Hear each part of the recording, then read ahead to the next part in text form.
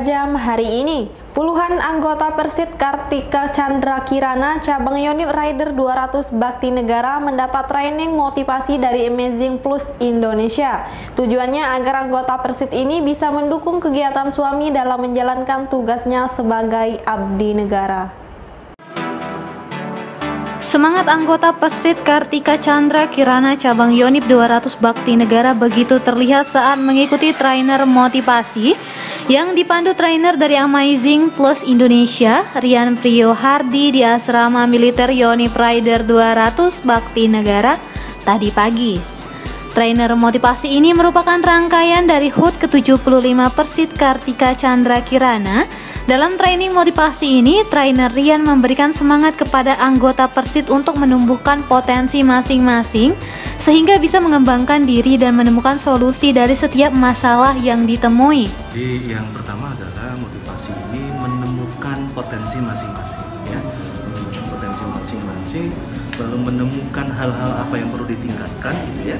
Dengan seperti itu, maka setiap personil dari Persit Kartika Chandra Kirana Rider 200 ini memiliki kemampuan untuk terus mengembangkan diri, lalu menemukan solusi dari setiap masalah yang ditemui, gitu ya. Dan tentunya sebagai seorang istri perwira mengayomi para anggota dan juga keluarga khususnya untuk menapaki setiap episode kehidupannya masing-masing.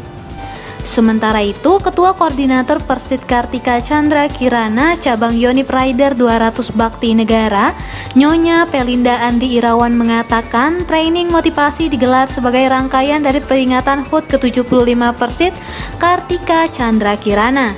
Dalam kegiatan training motivation and personality development ini diharapkan agar anggota Persit bisa menambah inovasi dan improvisasi dalam mendampingi suami sebagai prajurit TNI AD, mengayomi anggota serta bisa membagi waktu dengan keluarga dan tugas negara. Kalau di sini kita memang tugasnya kita ini sebagai pendamping para prajurit. Nah, dalam momen inilah yang kami harapkan dengan trainer ini motivasi dan personal development untuk menambah motivasi dan improvisasi para ibu-ibu Persit khususnya di Yonif Rider 200 ini agar menjadi lebih baik. Selain training motivasi, pihaknya juga akan menggelar sejumlah kegiatan sosial terutama di 5 desa binaan Yonif Rider 200 BN. Di sana, pengurus Persit ini rutin melaksanakan Jumat berbagi kepada wara kawuri atau istri yang meninggal oleh suaminya, yang merupakan prajurit TNI Angkatan Darat. Tujuannya tiada lain agar tetap kompak dan solid meski sudah tidak lagi menjadi anggota Persit. Kita juga punya desa-desa binaan. Nah, setiap di batalion ini kita mempunyai 5 kompi. Masing-masing kompi mereka mempunyai desa binaan. Pada umumnya di sekitar sini yang memang rata-rata memang membutuhkan bantuan baik secara moral ataupun materi. Itu kita programkan setiap bulan biasanya dalam acara Jumat berbagi, itu salah satunya. Reporter dan juru kamera Sri Depi, Palfres.com.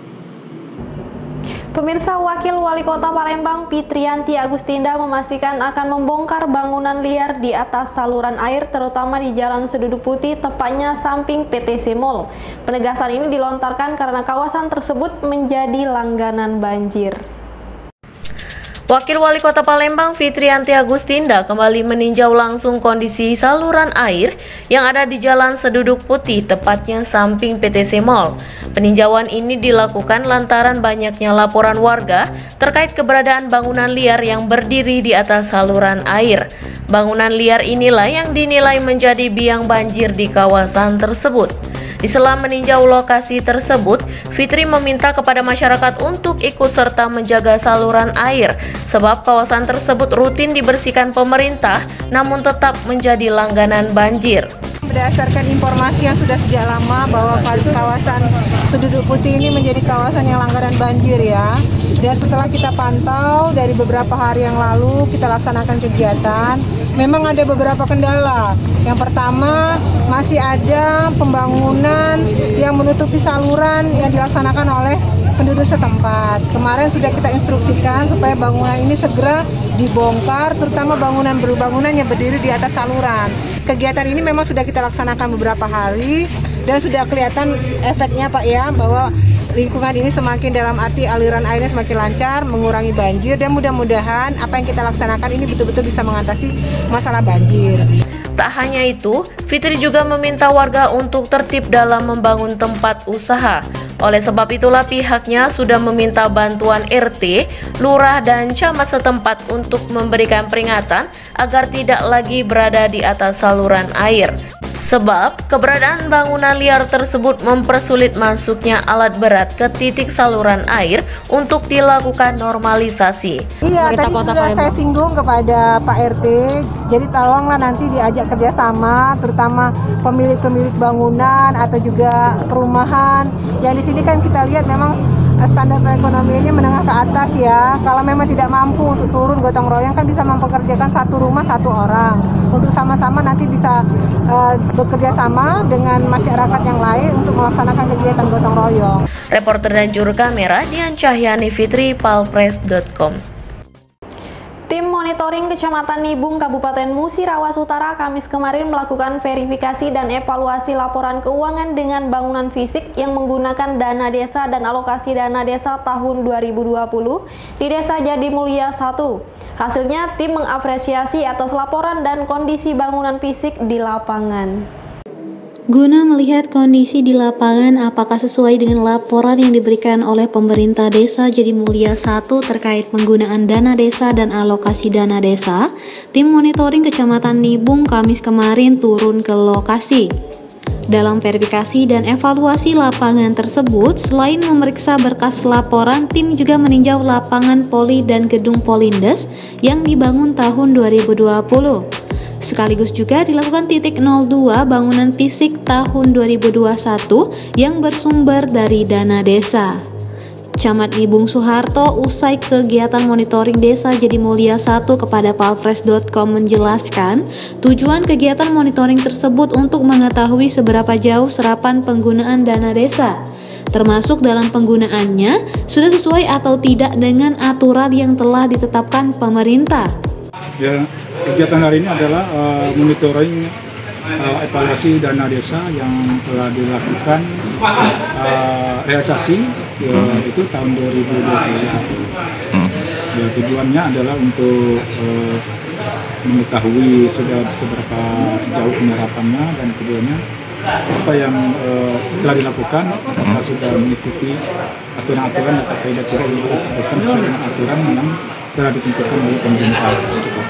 Sementara Kepala Desa Jadimulya 1 Gunarti melalui Sekretaris Desa Andri mengungkapkan, dari hasil monitoring tersebut ada sedikit catatan baik laporan administrasi maupun pembangunan fisik tahun 2020.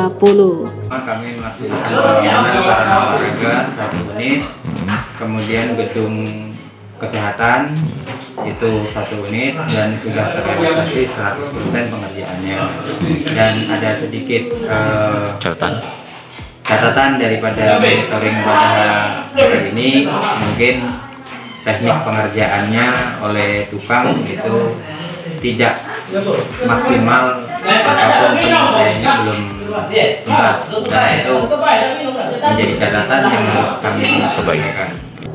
Reporter dan juru kamera Sony Harsono, palpress.com. Berita terakhir Sumsel 24 jam hari ini. Kodim 0401 Musi Banyuasin akan melaksanakan program TNI Manunggal Membangun Desa ke-111. Program yang akan dilaksanakan pertengahan bulan Juni nanti mendapat dukungan penuh dari pemerintah Musi Banyuasin sebesar 15 miliar rupiah. Dukungan dana ini diketahui merupakan anggaran terbesar se-Indonesia. Sejumlah prajurit TNI Angkatan Darat mulai membuka jalan yang menjadi salah satu sasaran fisik TMMD ke-111 Kodim 0401 Musi Banyuasin. Meski pelaksanaan TMMD ke-111 baru akan dibuka pertengahan Juni nanti, namun para prajurit ini sudah mulai melaksanakan pekerjaan fisik. Dandim 0401 Muba, Letkol Arhanut Faris Kurniawan mengatakan, kegiatan TMMD ke-111 akan difokuskan di Kecamatan Lalan. Dalam kegiatan ini, Pemkab Musi Banyuasin mengelontarkan dana sebesar 15 miliar rupiah. Dana ini merupakan anggaran terbesar program TMMD ke-111 se-Indonesia. Dia menjelaskan besarnya program pembangunan dan anggaran yang ada membuat pihaknya melakukan pekerjaan terlebih dahulu dari jadwal yang telah ditetapkan. Tujuannya agar seluruh pekerjaan fisik bisa selesai tepat waktu. Dandi menjelaskan program yang akan dilakukan berupa pembangunan jalan sepanjang 45 km, 2 jembatan komposit dengan lebar 3 meter serta panjang 40 meter, lalu 3 buah box culvert. Untuk jalan tersebut menghubungkan 23 desa di Kecamatan Lalan.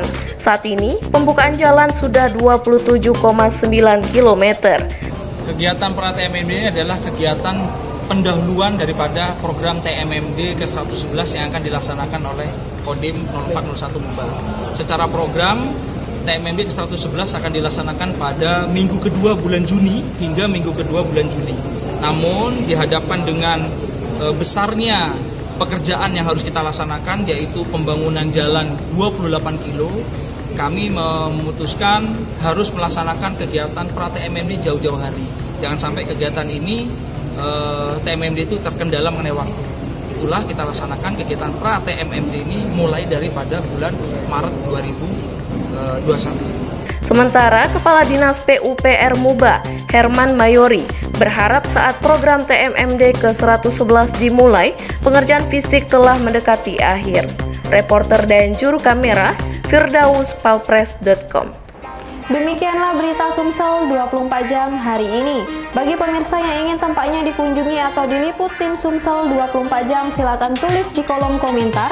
Jangan lupa untuk mendukung program kami lainnya di YouTube channel Palpres Official seperti podcast Cukup Pedes, Budak Lorong, Basing Ternyata Bukan Mistis, dan Ruang Cerita bersama Kakak Juli. Saya Sri Devi, sampai jumpa.